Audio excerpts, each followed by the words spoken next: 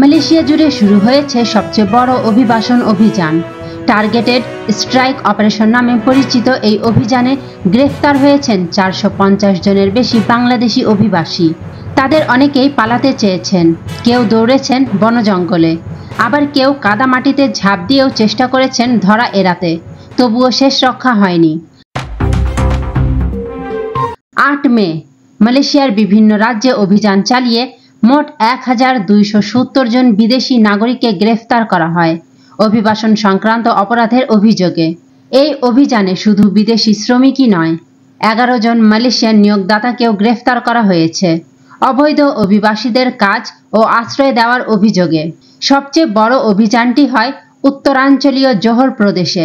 একযোগে 5টি জেলায় অভিযান চালিয়ে আটক করা হয় 330 জন অভিবাসীকে, যার মধ্যে সবচেয়ে বেশি ছিলেন বাংলাদেশি শ্রমিক।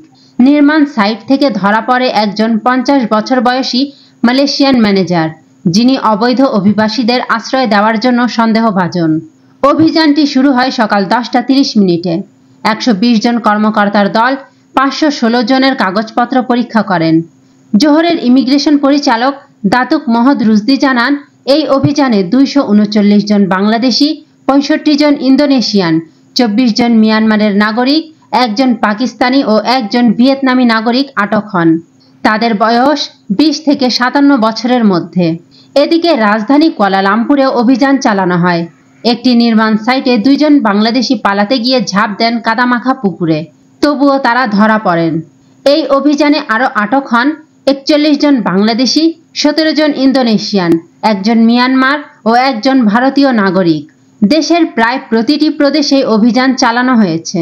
কেলান্তান 91 জন আটক, তেরেঙ্গানু 35 জন বাংলাদেশি সহ 39 জন, লাবুয়ান 20 জন, পাহাং 35 জন, পেরাক 92 জন, যার মধ্যে 66 জন বাংলাদেশি, সাইবার জায়া 129 জন, কেদাহ 64 জন, নেগেরি সেম্বিলান 102 জন, সেলাঙ্গর 62 জন, পেনাং 16 জন, যার মধ্যে 5 জন বাংলাদেশি।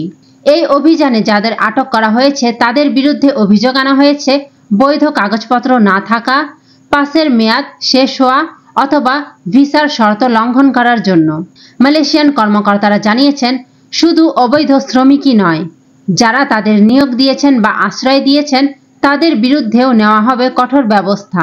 এই অভিযান কি শেষ?